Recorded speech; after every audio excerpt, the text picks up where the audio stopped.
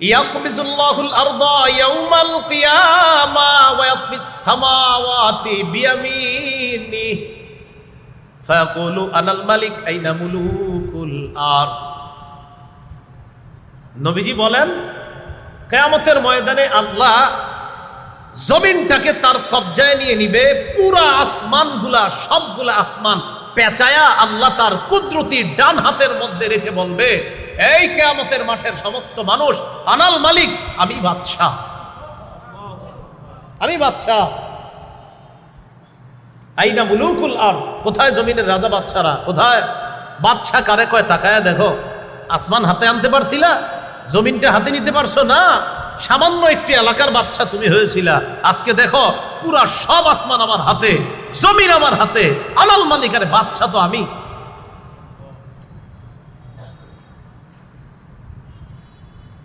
আর কি অবস্থা হবে জাহান্নামীদের কিয়ামতের মাঠে? এখনো জাহান্নামে যায় নাই, কিয়ামতের মাঠে। সহিহ বুখারীর 6532 নম্বর হাদিসের বর্ণনা।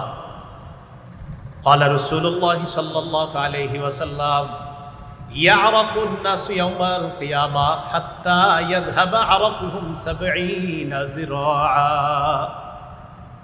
কিয়ামতের ময়দানে একদল মানুষের ঘাম এত পরিমাণ হবে, ঘামগুলা তাদের শরীর থেকে পড়ার পর 70 গজ পর্যন্ত ছড়িয়ে যাবে ঘাম। কয় গজ? কয় গজ?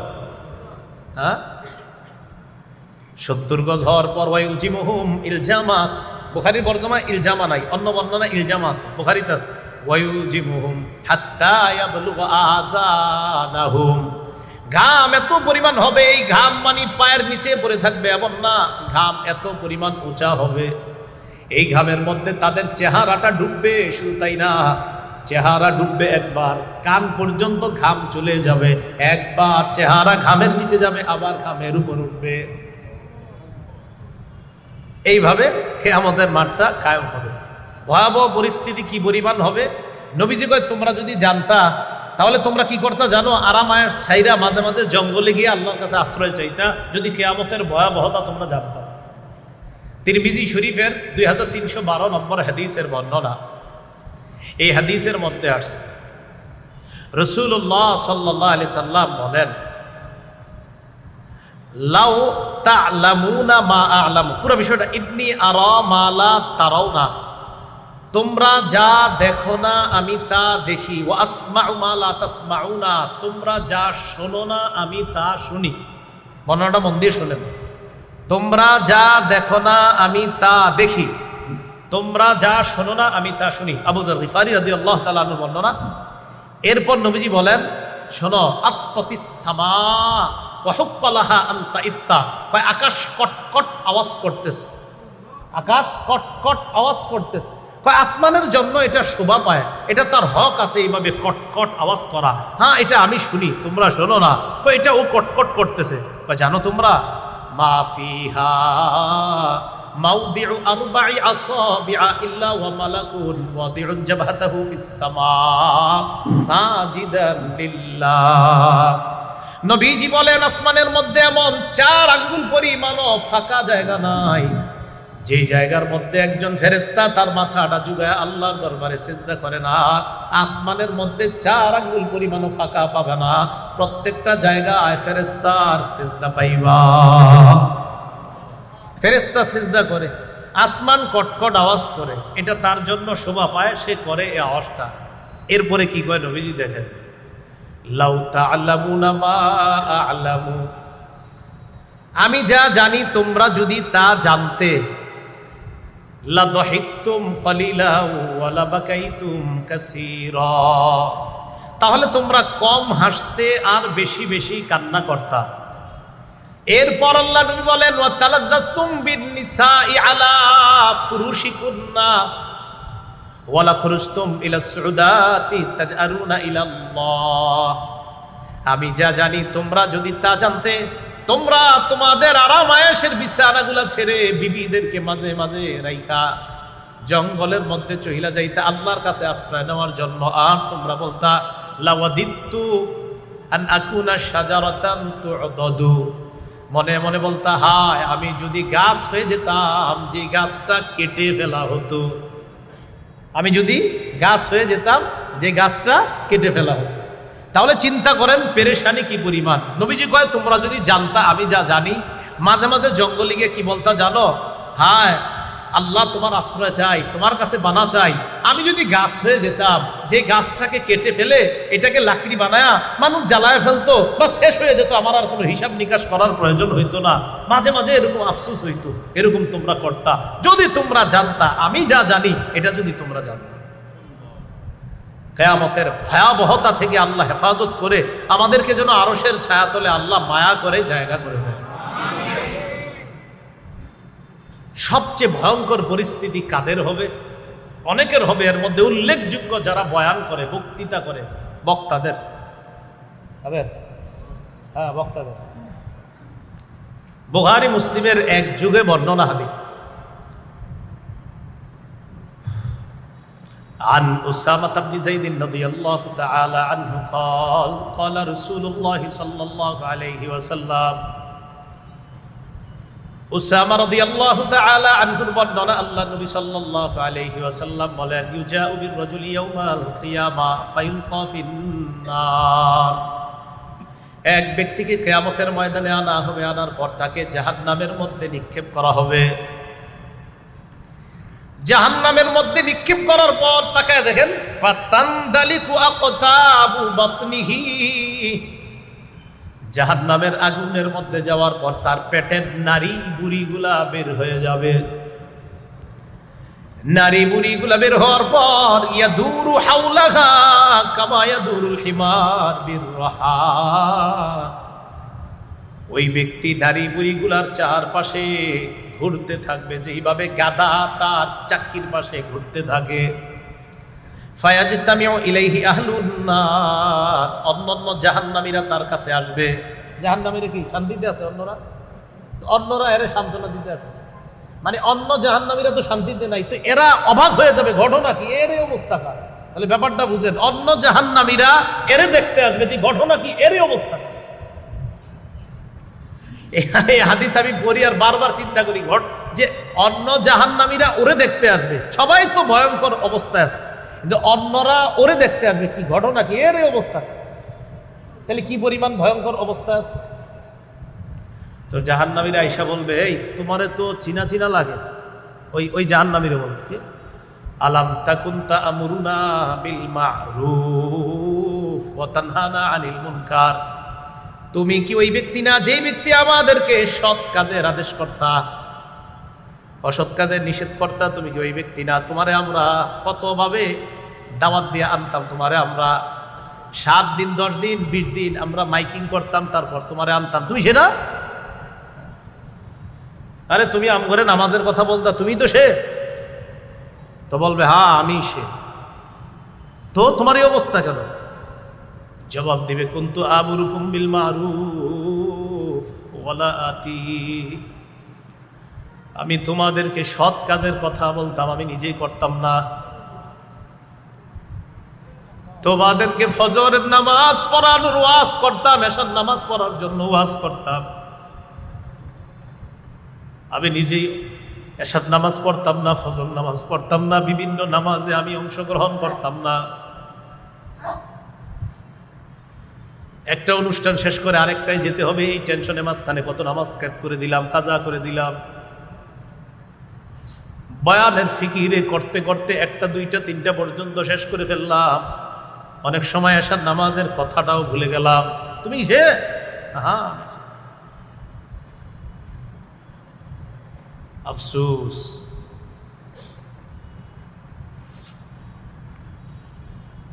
ওয়ানহাকুম আনিল মুনকার। আমি তোমাদেরকে অসৎ কাজ থেকে নিষেধ করতাম।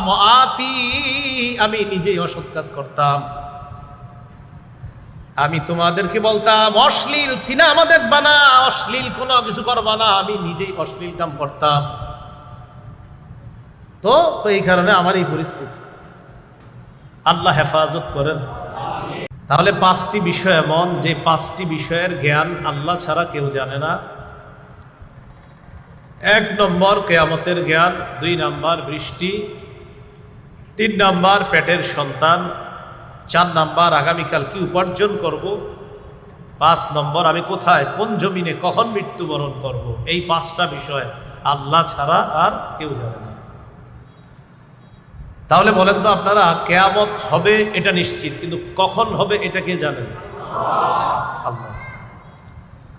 সূরা সাবা 3 নম্বর আয়াত, আল্লাহ পাক রব্বুল আলামিন বলেন, আউযু বিল্লাহি মিনাশ শাইতানির রাজীম وقال الذين كفروا لا تأتينا الساعة قل بلى وربي لتأتينكم عالم الغيب لا يعزب عنه مثقال ذرة في السماوات ولا في الأرض ولا أصغر من ذلك ولا أكبر إلا في كتاب মুবিন।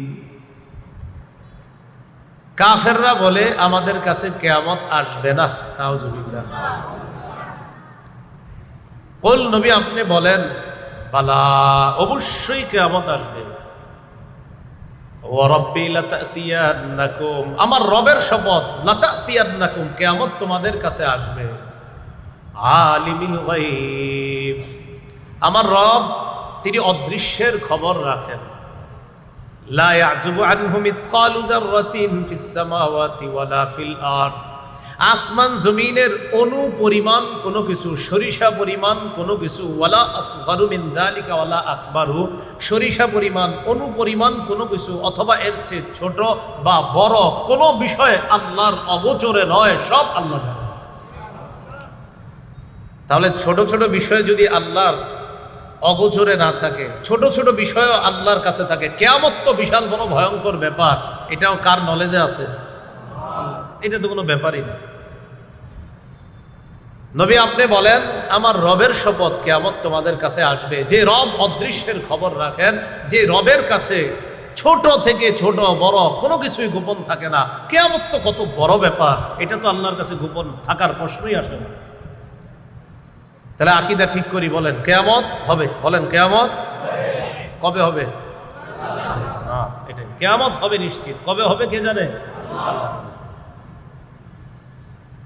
সূরা ফুসসিলাত, অথবা এটার আরেক নাম সূরা হামিম আস-সাজদা, এই সূরার 47 নম্বর আয়াত, 25 নম্বর পারার শুরু পৃষ্ঠার একদম প্রথম লাইন, আউযু বিল্লাহি মিনাশ শাইতানির রাজীম ইলাইহি ইউরাদ্দু ইলমুস সাআ ওয়া মা তাখরুজু মিন সামারাতিন মিন আকমামিহা ওয়া মা তাহমিলু মিন উনসা ওয়া লা তাদউ ইল্লা বিইলমি। কিয়ামতের জ্ঞান আল্লাহর কাছেই প্রত্যাবর্তন হবে, আল্লাহর কাছেই প্রবর্তিত হবে। ওয়া মা তাখরুজু মিন সামারাতিন মিন আকমামিহা, কোন ফল তার আবরণ থেকে বের হয় না। ওয়া মা তাহমিলু মিন উনসা, কোন মা তার সন্তানকে পেটে নেয় না। ওয়ালা তাদউ, কোন মা তার সন্তানকে প্রসব করে না। ইল্লা বিইলমি, আল্লাহর অজ্ঞাত সারে মা সন্তানকে পেটে নেয় কখন এটাও জানেন আল্লাহ, কখন প্রসব করবে এটাও জানেন আল্লাহ, ফল কখন তার আবরণ থেকে বের হয়ে আসবে এটাও জানেন আল্লাহ। তাহলে একটা ফল কখন কিভাবে বের হবে, সন্তান মায়ের পেটে কখন আসবে, কখন বের হবে, এগুলা জানেন কে? এই বিষয়ে আল্লাহ জানে। কিয়ামত তো বড় ধরনের বিষয়, এটা তো আল্লাহ জানবেনই।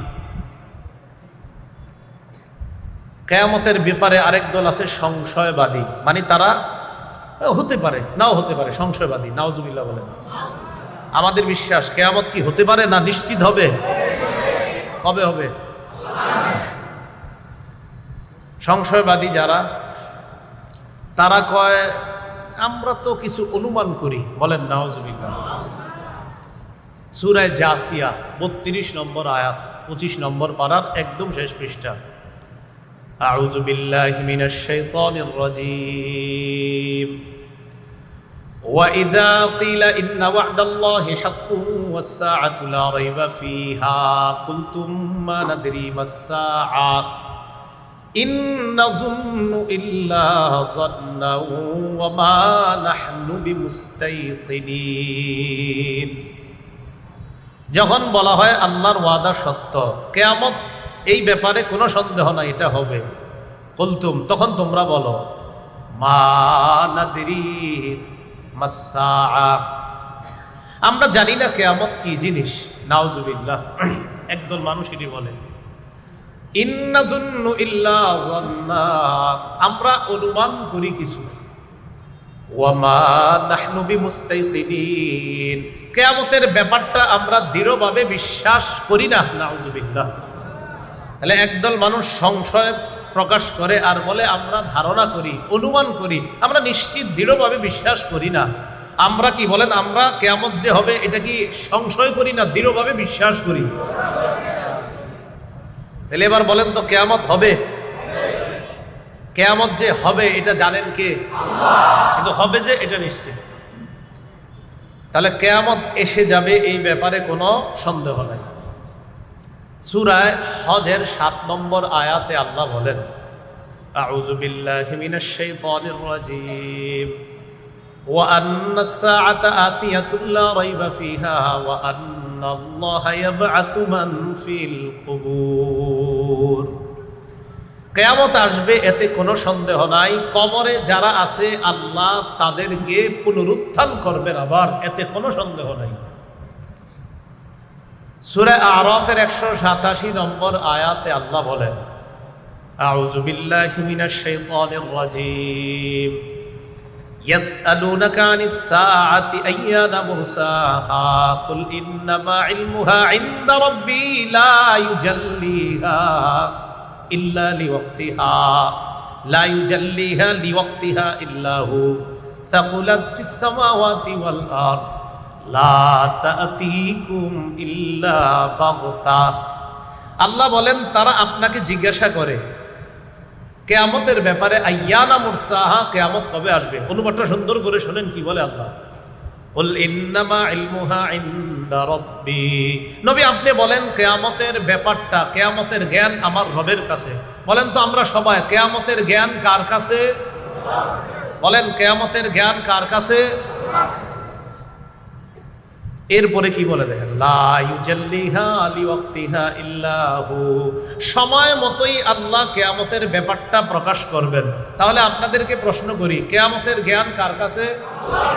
এটা কখন প্রকাশ করবে আল্লাহ? সময় মতো। এটা যেদিন প্রকাশের সেদিনই আল্লাহ প্রকাশ করবেন। সাকুলাত ফিস সামাওয়াতি ওয়াল আরদ, এটা আসমান জমিনের জন্য ভারী হয়ে যাবে। লা তা'তিকুম ইল্লা বাগতা, আল্লাহ বলে না চমকা, কিয়ামত তোমাদের কাছে এসে যাবে, হঠাৎ এসে যাবে কিয়ামত। এর আগে কিছু আলামত ঘটবে, ঘটতে থাকবে, আচমকা হঠাৎ কিয়ামত এসে যাবে। এই আয়াতগুলোর মাধ্যমে এতটুকু বুঝলাম কিয়ামত হবে নিশ্চিত, কিয়ামত তার সময় মতোই হবে, বাকি কিয়ামতের সময়টা আল্লাহ জানেন। এখন আমরা নতুন আরেকটা কথা শিখি, কিয়ামত হবে কোনো এক শুক্রবারে। বলেন কিয়ামত হবে কবে? কোনো এক শুক্রবারে। তো বলেন তো আপনারা এতক্ষণের আলোচনা বুঝে থাকলে কোন বছরের শুক্রবারে? আগামী বছর? আল্লাহ, মাশাআল্লাহ। কিয়ামত হবে কোনো এক শুক্রবারে। এটা যে কোনো বছরের কোন বছরের কোন শুক্রবার এটা আমরা জানি না, এটা জানে আল্লাহ। তাহলে কিয়ামত হবে এটা জানে আল্লাহ, কিয়ামত তার সময় মতো হবে এটাও জানে আল্লাহ। কিয়ামত কোনো এক জুমার দিনে হবে, কোন বছর কোন জুমার দিনে হবে এটা আমরা জানি না। আর জুমার দিনে হবে নিশ্চিত, কিন্তু কোন বছরের জুমার দিন এটা জানেন আল্লাহ। তিরমিজি শরীফের 488 নম্বর হাদিসের বর্ণনা, عن أبي هريرة رضي الله تعالى عنه أن رسول الله صلى الله عليه وسلم قال, আবু হুরায়রা রাদিয়াল্লাহু তাআলা আনহুর বর্ণনা, রাসূলুল্লাহ সাল্লাল্লাহু আলাইহি ওয়াসাল্লাম ইরশাদ করেন, খায়রু ইয়াউমিন তালাআত ফিহি আশ-শামসু ইয়াউমুল জুমআ। আমরা যে দিনগুলা কাটাই, আজকে সোমবার, আগামীকাল মঙ্গলবার, পরের দিন বুধবার, এই দিন সমূহের মধ্যে সবচেয়ে শ্রেষ্ঠ দিন হলো জুমার দিন। ফিহি খুলিকা আদম, জুমার দিনে আদম আলাইহিস সালাতু ওয়াস সালামকে সৃষ্টি করা হয়েছে। ওয়া ফিহি উদখিলাল জান্নাহ, জুমার দিনে আদম আলাইহিস সালাতু ওয়াস সালামকে জান্নাতে প্রবেশ করানো হয়েছে। ওয়া ফিহি উখরিজা মিনহা, জুমার দিনেই আদম আলাইহিস সালাতু ওয়াস সালামকে জান্নাত থেকে বের করা হয়েছে। বলেন তো দিনের মধ্যে শ্রেষ্ঠ দিন কোন দিন? আদম নবীরে বানানো হয়েছে কোন দিনে? জান্নাতে আদম নবীকে প্রবেশ করানো হয়েছে কোন দিনে? আবার জান্নাত থেকে বের করা হয়েছে কোন দিনে? ওয়ালা তাকুমুস সাআতু ইল্লা ফি ইয়াউমিল জুমআ, নবীজি বলেন কিয়ামত সংগঠিত হবে যেদিন, সেই দিনটাও হবে জুমার দিন। কিয়ামত হবে কোন দিনে? আদম নবীরে বানানো হয়েছে কোন দিনে? জান্নাতে গেছে কোন দিনে? জান্নাত থেকে বের হয়েছে কোন দিনে? আবার কিয়ামতটাও হবে কোন দিনে?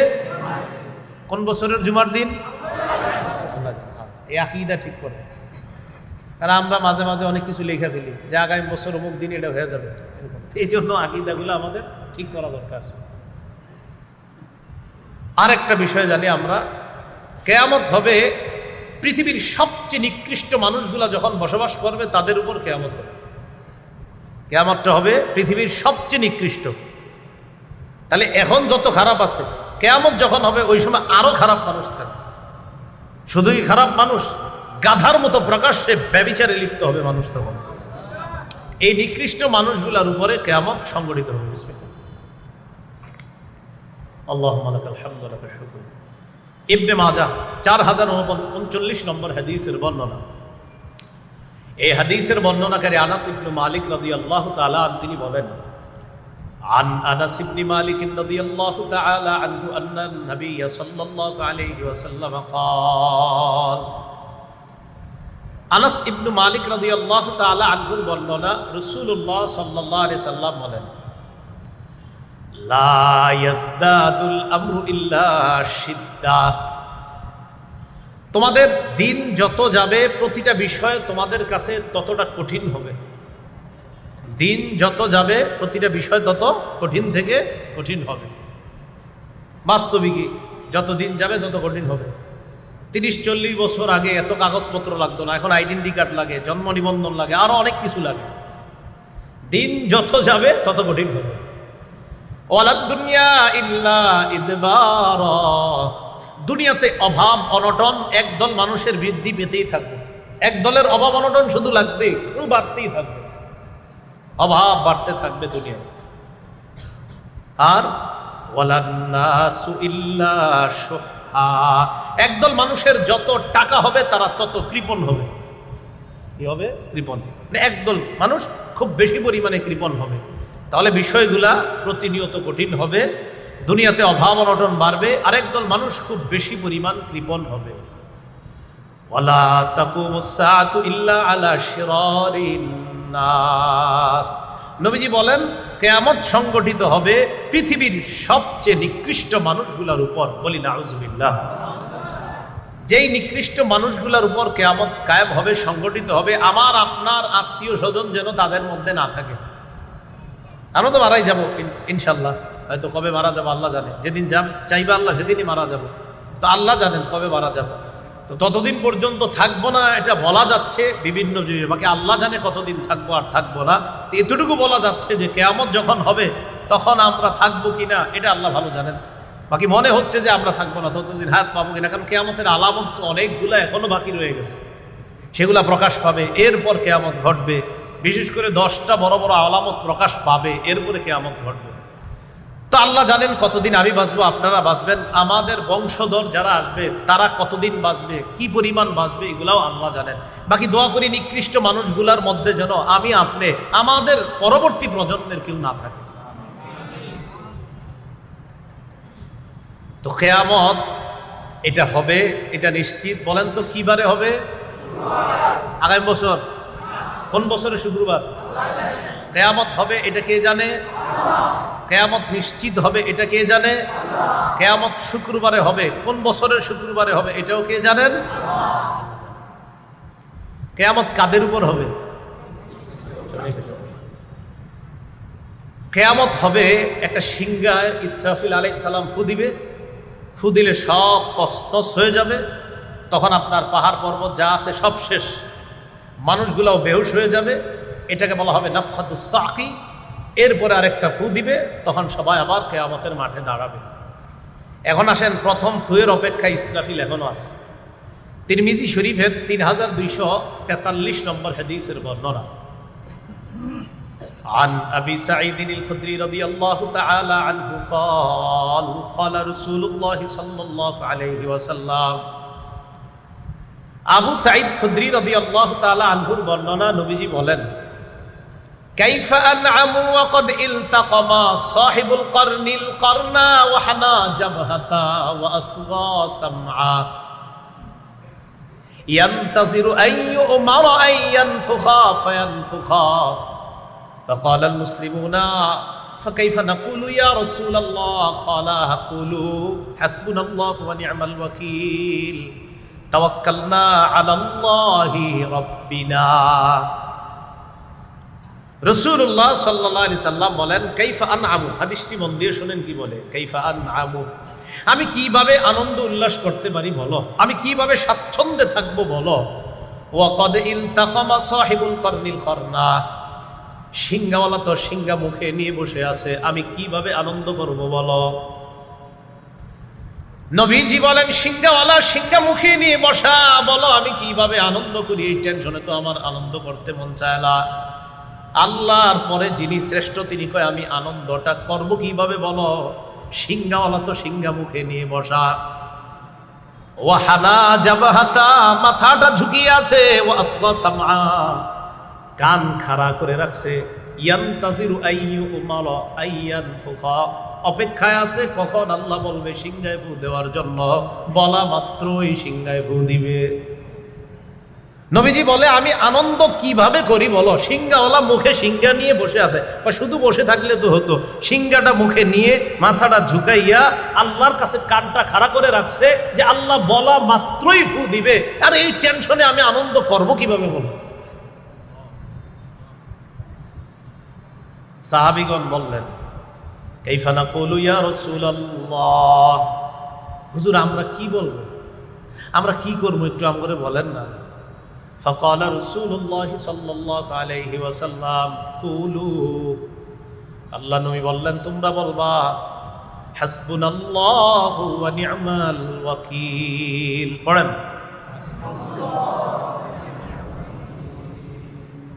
তাওয়াক্কালনা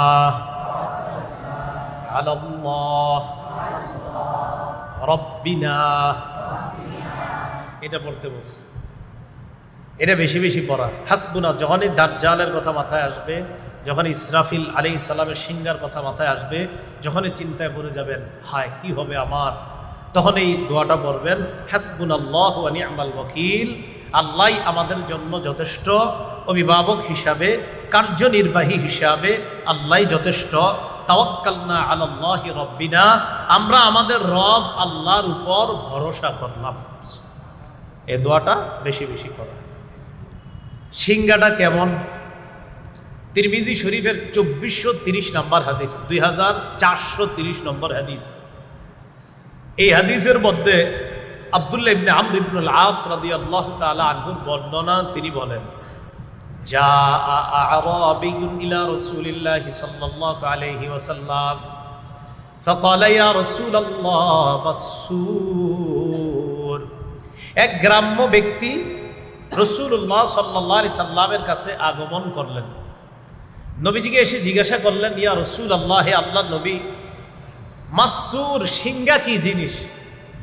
নবীজি বললেন, কর্নুন ইউনফাখু ফীহ, সিংহা হলো একটা শিং। বলেন, সিংহা হলো একটা শিংয়ের মতো, একটা শিংয়ের মতো, সিংহাটা হলো একটা শিংয়ের মতো, এটার মধ্যে ফু দেওয়া হবে, এটাই সিংহা। তাহলে ইসরাফিল সিংহা নিয়ে বসে আছে, অপেক্ষা আছে, মাথা ঝুঁকে রাখছে, কান খাড়া করে রাখছে, অপেক্ষা আছে, আদেশ আসবে, সিংহায় ফু দিতে দেরি হবে না। আল্লাহ ওই ভয়াবহ পরিস্থিতি থেকে আমাদের সকলকে হেফাজত করেন। এবার যখন ফু দিবে তখন কি হবে? সূরা হাক্কর 13 থেকে 18 নম্বর আয়াতে আল্লাহ বলেন, আউযু বিল্লাহি মিনাশ শাইতানির রাজীম, ফাইদা নুফিখা ফিস-সূর ওয়াহিদা, যখন সিংহের মধ্যে ফুৎকার দেওয়া হবে, একটা ফুৎকার, একটা ফু দেওয়া হবে, ওয়াহমিলাতিল আরদু ওয়াল জিবাল ফাদুক্কাতা দাক্কাতা ওয়াহিদা, জমিন আর পাহাড় গুলা এগুলার অবস্থা কেমন হবে? কয় একটা ধাক্কায় সবগুলা চূর্ণ বিচূর্ণ হয়ে যাবে। ফায়াউমাইযি ওয়াকাতিল ওয়াকিআ, আল্লাহ বলেন তখন যা ঘটনার ঘটে যাবে। আল্লাহ বলেন যেটা ঘটার তখন ঘটে যাবে। কি কথাটা বলে দেখেন, আল্লাহ বলে যা ঘটার তখন ঘটে যাবে, সব ঘটে যাবে তখন। ওয়ানশাক্কাতিস সামাউ ফাহিয়া ইয়াউমাইযিন ওয়াহিয়া, আসমান ফেটে যাবে, অচল দুর্বল হয়ে আসমানটাও চৌচির হয়ে যাবে, ফেটে যাবে। ওয়ানশাক্কাতিস সামাউ ফাহিয়া ইয়াউমাইযিন ওয়াহিয়া ওয়াল মালাকু আলা আরজাইহা, ফেরেশতারা চতুর্পাশে থাকবে। ওয়া ইয়াহমিলু আরশা রাব্বিকা ফাওকাহুম ইয়াউমাইযিন সামানিয়া, উপরে আপনার রবের আরশটা 8 জন ফেরেশতা বহন করে থাকবে। 8 জন ফেরেশতা আরশ বহন করে থাকবে, আরশের কিছু হবে না, সব শেষ হয়ে যাবে। ইয়াউমাইযিন তুরাদুনা, সেদিন তোমাদেরকে উপস্থিত করা হবে। লা তাখফা মিনকুম খাফিয়া, সেদিন কোনো গোপনীয় জিনিস গোপন থাকবে না। একটু গোপন রাখেন কথাটা, আপনারা বললাম কাউরে বইলেন না। হুজুর একটা বইলা বললাম, হুজুর কাউরে বইলেন না। আল্লাহ কয় এই বইলেন না টইলেন না এখানেই, সেদিন কোনো গোপনীয় বিষয় গোপন থাকবে না। হুজুর কথাটা গোপন রাখেন, হ্যাঁ এটা এখানেই, তুমি আর আরেকজনের মধ্যেই ঠিক আছে। সেদিন কিয়ামতের মাঠে কোনো গোপনীয় বিষয় গোপন থাকবে না। আল্লাহ যদি গোপন না রাখে ধরা পড়ে যাব, কোনো সন্দেহ নাই। সেদিন আল্লাহ যদি গোপন রাখে গোপন থাকবে, আল্লাহ যদি গোপন না রাখে কারো কোনো সামর্থ্য নাই, কোনো ক্ষমতা নাই। এই হলো প্রথম ফু। তো দ্বিতীয় ফুয়ে কি হবে? দ্বিতীয় ফুয়ে সুম্মা নুফিখা ফীহি উখরা ফাইদা হুম কিয়ামুন ইয়ানজুরুন, দ্বিতীয় ফুয়ে সব মানুষগুলা কিয়ামতের ময়দানে দাঁড়াবে, একজন আরেকজনের দিকে তাকাবে। কিয়ামতের ময়দানে মানুষগুলা কিভাবে দাঁড়াবে? সহিহ বুখারীর 6527 নম্বর হাদিসের বর্ণনা, আম্মাজান আয়েশা সিদ্দিকা রাদিয়াল্লাহু তাআলা আনহার বর্ণনা। তিনি বলেন, এই হাদিসটি শুনবেন আর প্রতিদিন কয়েকবার রাতে ঘুমানোর সময় কল্পনায় আনবেন যে এটা কেমন হাদিস। ক্বালা রাসূলুল্লাহ সাল্লাল্লাহু আলাইহি ওয়াসাল্লাম, নবীজি বলেন, তুহশারুনা হুফাতান উরাতান গুরলা, কিয়ামতের ময়দানে তোমাদেরকে উপস্থিত করা হবে, হাসরের ময়দানে তোমাদেরকে উপস্থিত করা হবে, জমা করা হবে। হুফাতা, পায়ে জুতা থাকবে না। উরাতা, দেহের মধ্যে কাপড় থাকবে না। গুরলা, খতনাবিহীন তোমাদেরকে উপস্থিত করা হবে। আম্মা জান আয়েশা সিদ্দিকা রাদিয়াল্লাহু তাআলা আনহা বলেন, কুলতু ইয়া রাসূলুল্লাহ আর-রিজালু ওয়ান-নিসা ইয়ানজুরু বা'দুহুম ইলা বা'দ, ইয়া রাসূলুল্লাহ, নারী পুরুষ সবাই তো কিয়ামতের ময়দানে দাঁড়াবে, যদি পরনে কাপড় না থাকে, উলঙ্গ থাকে, একজন আরেকজনের দিকে তাকাবে, এই ব্যাপারটা তো লজ্জাকর বিষয়। আল্লাহ নবী জবাব দিলেন, আয়েশা, আল আমরু আশাদ্দু বিন আইয়ুহিম্মাহুম যাক, ওই দিনের ব্যাপারটা এত ভয়ঙ্কর হবে, যেই ভয়ঙ্কর পরিস্থিতি মানুষের চিন্তার বাহিরে থাকবে। মানুষ চিন্তা করে যে আমরা মনে করেন আমরা চিন্তা করলাম, হুজুর কেমন দেখা যাবে উলঙ্গ থাকলে, এটা হলো আমাদের চিন্তা। নবীজি কয়, না না, তোমাদের চিন্তারও বাহিরে থাকবে এমন ভয়াবহ পরিস্থিতি হবে। এত ভয়ঙ্কর পরিস্থিতি হবে যে তোমরা তো এখন চিন্তা করতেছো একজন আরেকজনের দিকে কিভাবে তাকাবো। আরে সেদিন তো পেরেশানির কারণে পাশের জন কি উলঙ্গ আছে কিনা এটা দেখার সময় পাবা না। আমি চিন্তা করি মাঝে মাঝে যে পাশাপাশি দুইজন থাকলে একজনের পরনে কাপড় নাই, এটা কিভাবে সম্ভব না তাকানো? তাহলে পরিস্থিতি কতটা ভয়াবহ হলে আমিও তার দিকে তাকানোর সুযোগ পাবো না, নিজের পেরেশানি এতটা ভয়ঙ্কর হবে। নবীজি বলে, আয়েশা, তোমাদের চিন্তার চেয়েও আরো ভয়ঙ্কর বিষয়টা কিয়ামতের মাঠ। কি তাকাবে আরেকজনের দিকে? তাকানোরই তো সুযোগ থাকবে না। হ্যাঁ, পরে আস্তে ধীরে কাপড়ও পরানো হবে, ইব্রাহিম নবীর মাধ্যমে আবার কাপড় পরানো শুরু হবে। তো যাই হোক, কিয়ামতের ময়দানে এইভাবে উপস্থিত করা হবে। করার পর সেদিন আরেকটা ঘটনা ঘটবে কিয়ামতের ময়দানে। সহিহ বুখারীর 4812 নম্বর হাদিসের বর্ণনা, আবু হুরায়রা রাদিয়াল্লাহু তাআলা আনহুর বর্ণনা। তিনি বলেন, আন আবি হুরায়রা রাদিয়াল্লাহু তাআলা আনহু قال سمعت رسول الله صلى الله عليه وسلم يقول يقبض الله الأرض يوم القيامة ويطفي السماوات بيمينه فيقول أنا الملك أين ملوك الأرض। নবীজি বলেন, কিয়ামতের ময়দানে আল্লাহ জমিনটাকে তার কবজায় নিয়ে নিবে।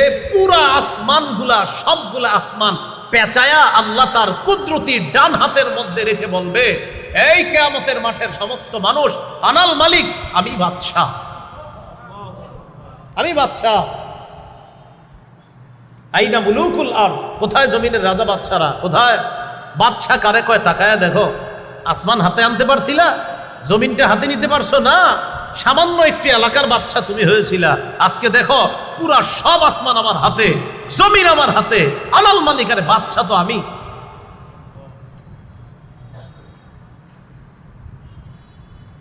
আর কি অবস্থা হবে জাহান্নামীদের কিয়ামতের মাঠে? এখনো জাহান্নামে যায় নাই, কিয়ামতের মাঠে। সহিহ বুখারীর 6532 নম্বর হাদিসের বর্ণনা, قال رسول الله صلى الله عليه وسلم يعرق الناس يوم القيامة حتى يذهب عرقهم 70 ذراعا। কিয়ামতের ময়দানে একদল মানুষের ঘাম এত পরিমাণ হবে, ঘামগুলা তাদের শরীর থেকে পড়ার পর 70 গজ পর্যন্ত ছড়িয়ে যাবে ঘাম। কয় গজ? কয় গজ? হ্যাঁ, 70 গজ হওয়ার পর ওয়ায়ুলজিমুহুম ইলজামা। বুখারীর বর্ণনা ইলজামা নাই, অন্য বর্ণনা ইলজামা আছে, বুখারীতে আছে ওয়ায়ুলজিমুহুম হাত্তা ইয়াবলুগা আযানাহুম। ঘাম এত পরিমাণ হবে, এই ঘাম মানে পায়ের নিচে পড়ে থাকবে এমন না, ঘাম এত পরিমাণ উঁচা হবে, এই ঘামের মধ্যে তাদের চেহারাটা ডুববে। শুধু তাই না, চেহারা ডুববে একবার, কান পর্যন্ত ঘাম চলে যাবে, একবার চেহারা ঘামের নিচে যাবে, আবার ঘামের উপর উঠবে। এইভাবে কিয়ামতের মাঠটা কায়েম হবে। ভয়াবহ পরিস্থিতি কি পরিমাণ হবে, নবীজি কয়, তোমরা যদি জানতা তাহলে তোমরা কি করতে জানো? আরামায়ের ছাইরা মাঝে মাঝে জঙ্গলে গিয়ে আল্লাহর কাছে আশ্রয় চাইতা, যদি কিয়ামতের ভয়াবহতা তোমরা জানতা। তিরমিজি শরীফের 2312 নম্বর হাদিসের বর্ণনা। এই হাদিসের মধ্যে আসছে রাসূলুল্লাহ সাল্লাল্লাহু আলাইহি সাল্লাম বলেন, লাউ তা'লামুনা মা আ'লামু, পুরো বিষয়টা ইন্নী আরা মা লা তারাউনা, তোমরা যা দেখো না আমি তা দেখি, ওয়া আসমাউ মা লা তাসমাউনা, তোমরা যা শোনো না আমি তা শুনি। বর্ণনাটা মন দিয়ে শোনেন, তোমরা যা দেখো না আমি তা দেখি, তোমরা যা শোনো না আমি তা শুনি। আবু যর গিফারি রাদিয়াল্লাহু তাআলা আনহু বর্ণনা। এরপর নবীজি বলেন, শোনো, আত্তাতিস সামা ওয়া হুক্কালাহা আনতা ইত্তা, কয় আকাশ কটকট আওয়াজ করতেছে, আকাশ কটকট আওয়াজ করতেছে। আসমানের জন্য এটা শোভা পায়, এটা তার হক আছে এইভাবে কটকট আওয়াজ করা। হ্যাঁ, এটা আমি শুনি, তোমরা শোনো না। তো এটা ও কটকট করতেছে। জানো তোমরা, মা ফিহা মাউদিউ আরবা'i আসাবি'a ইল্লা ওয়া মালাকুন ওয়াদি'ু জাবহাতাহু ফিস সামা সাজিদান লিল্লাহ। নবীজি বলেন, আসমানের মধ্যে এমন 4 আঙ্গুল পরিমাণও ফাঁকা জায়গা নাই, যে জায়গার মধ্যে একজন ফেরেশতা তার মাথাটা ঝুঁকায় আল্লাহর দরবারে সিজদা করে না। আসমানের মধ্যে 4 আঙ্গুল পরিমাণও ফাঁকা পাবে না, প্রত্যেকটা জায়গায় ফেরেশতার সিজদা পাইবা। ফেরেশতা সিজদা করে, আসমান কটকট আওয়াজ করে, এটা তার জন্য শোভা পায়, সে করে এই আওয়াজটা। এরপরে কি কয় নবীজি দেখেন, লাউ তা'লামুনা মা আ'লামু, আমি যা জানি তোমরা যদি তা জানতে, লা দাহিকতুম কালিলা ওয়া লা বাকাইতুম কাসীরা, তাহলে তোমরা কম হাসতে আর বেশি বেশি কান্না করতা। এরপর আল্লাহ নবী বলেন, ওয়া তালাদ্দাতুম বিন নিসাই আলা ফুরুশিকুন্না ওয়া লা খুরুজতুম ইলা সুউদাতি তাজআরুনা ইলা আল্লাহ। আমি যা জানি তোমরা যদি তা জানতে, তোমরা তোমাদের আরাম আয়েশের বিছানাগুলা ছেড়ে বিবিদেরকে মাঝে মাঝে রাইখা জঙ্গলের মধ্যে চহিলা যাইতে আল্লাহর কাছে আশ্রয় নেওয়ার জন্য। আর তোমরা বলতা লাওয়াদিত্তু আন আকুনা শাজারাতান তু'দাদু, মনে মনে বলতা হায় আমি যদি গাছ হয়ে যেতাম যে গাছটা কেটে ফেলা হতো, আমি যদি গাছ হয়ে যেতাম যে গাছটা কেটে ফেলা হতো।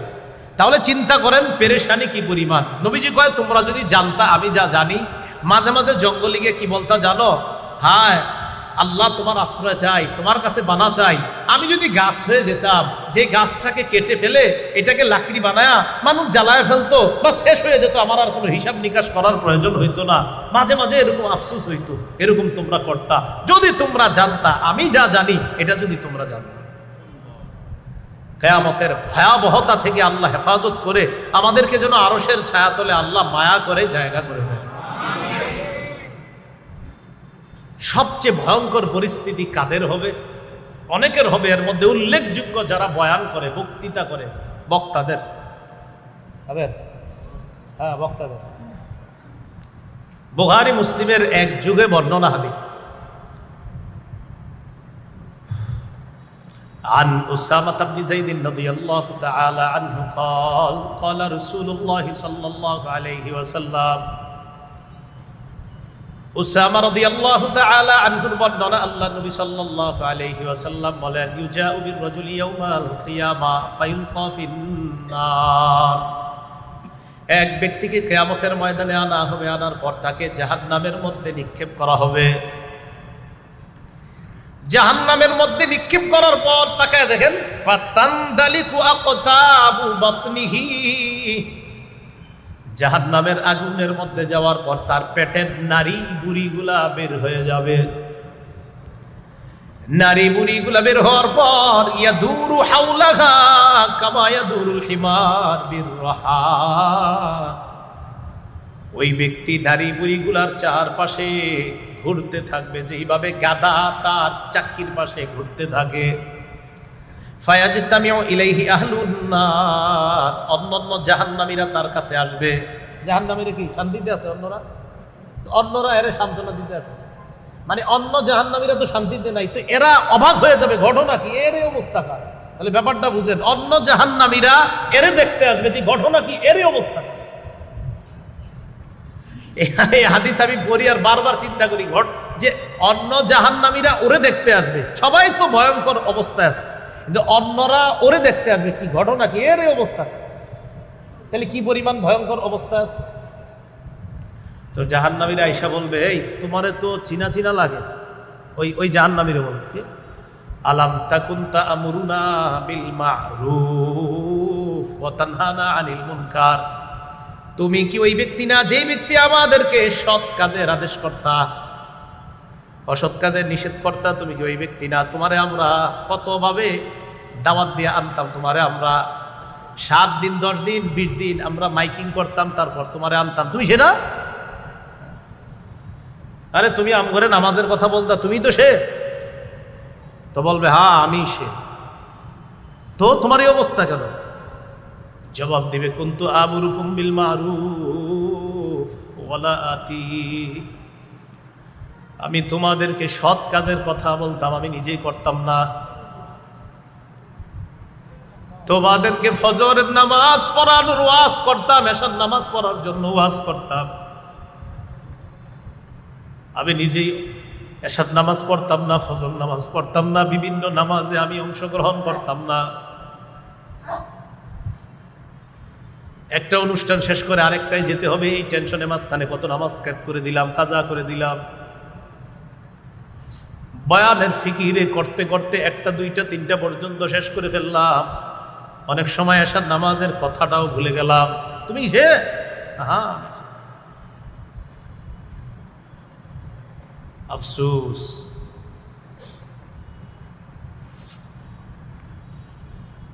ওয়ানহাকুম আনিল মুনকার, আমি তোমাদেরকে অসৎ কাজ থেকে নিষেধ করতাম। আতি, আমি নিজেই অসৎ কাজ করতাম। আমি তোমাদেরকে বলতাম অশ্লীল সিনেমা দেখবা না, অশ্লীল কোনো কিছু করবা না, আমি নিজেই অশ্লীল কাম করতাম। তো এই কারণে আমার এই পরিস্থিতি। আল্লাহ হেফাজত করেন। যারা সৎ কাজের আদেশ, অসৎ কাজের নিষেধ, আমি সহ সবাই যারা দাওয়াতের কাজ, খুব সতর্ক। এই জন্য যিনি দায়ী হয়, মুবাল্লিগ হয়, তার অনেকগুলো গুণাবলী আছে। এই ব্যাপারে আমার একটা বয়ানও আছে, আপনারা জানেন। টুঙ্গি ইজতেমার সময় দিয়েছিলাম মুবাল্লিগ আদর্শ দায়ী কে হবে।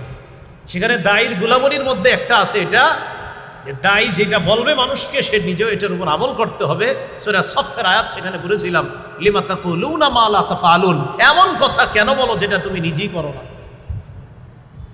আতা'মুরুনা আন-নাসা বিল বির ওয়া তানসাউনা আনফুসাকুম, মানুষকে পুণ্যের আদেশ করো আর নিজেদেরকে ভুলে যাও। তো কিয়ামতের ময়দানে তার অবস্থাটা হবে সবচেয়ে ভয়ঙ্কর। যাদের অবস্থা হবে তাদের একজন হবে সে কিয়ামতের ময়দানে। আল্লাহ আমাদের সকলকে ভয়াবহ পরিস্থিতি থেকে হেফাজত করেন। এরপর সেখানে দুই শ্রেণীর মানুষ হবে। এক দলের ডান হাতে আমল নামা দেওয়া হবে, আরেক দলের বাম হাতে আমল নামা। ডান হাতের আমল নামা যাদেরকে দেওয়া হবে, সূরা হুদের 105, 6, 7, 8 নম্বর আয়াতে আল্লাহ তাদের পরিচয় দিয়ে দিয়েছেন। এক দল হবে সৌভাগ্যবান, আরেক দল হবে হতভাগা। হতভাগা যারা, তাদের ঠিকানা জাহান্নাম। সৌভাগ্যবানদের যাদের, তাদের ঠিকানা হবে জান্নাত। আল্লাহ আমাদের সকলকে সৌভাগ্যবানদের কাতারে শামিল হওয়ার তৌফিক দান করুন। মনোযোগ দেন। কিয়ামত হবে কবে এটা কে জানে? কিবারে হবে? কোন বছরের? কিয়ামত হবে এটা জানে কে? কিবারে হবে? এই শুক্রবারটাও কবে, কোন বছর হবে এটাও কে জানেন? কাদের উপর হবে? সবচেয়ে নিকৃষ্ট মানুষের উপর। আল্লাহ আমাদের সকলকে যে কথাগুলো বললাম, শুনলাম, আমল করার তৌফিক দান করুন। ভাই, মসজিদ মাদ্রাসায় মিডিয়া না যাওয়াই ভালো। মসজিদ মাদ্রাসার ভিতরে ক্যামেরা এতগুলো না যাওয়াই ভালো। মসজিদ মাদ্রাসা আমার উস্তাদরা প্রতিদিন তাদের কাছে বলতে হয়, কি শুরু করলা, এরকম ডেলি জিজ্ঞাসা করে। জেনে জেনে চলে যেত। এই উস্তাদদের ডেলি মনে করেন যে আমি বড় হুজুর, না, আমার তো বড় হুজুর আছে আরো। এই উস্তাদদের কাছে ডেলি বলতে হয়। এই জন্য মসজিদ মাদ্রাসাগুলোতে মিডিয়া না কম আসাই ভালো। তো যাই হোক, আজকে আইসা গেছেন, ঠিক আছে, এইভাবে মাদ্রাসাগুলোতে না যাওয়া ভালো। আজকে কিন্তু আবার কোথাও দৌড় দিয়ে না, ব্যাস আসছেন, বাসায় চলে যান, ঠিক আছে। আল্লাহ আমাদের সকলকে যা শুনলাম বললাম আমল করার তৌফিক দান করেন। এই মাদ্রাসার প্রতি সবাই খেয়াল রাখবো, দোয়া করব। মাদ্রাসাটা যেন আল্লাহ কবুল করেন। মাদ্রাসার ছাত্রগুলোকে যেন আল্লাহ পাক রব্বুল আলামিন রব্বানি হাফেজ, রব্বানি আলেম হিসাবে কবুল করেন। আমিন। ওয়া আখিরু দাওয়ানা আলহামদুলিল্লাহি রাব্বিল আলামিন।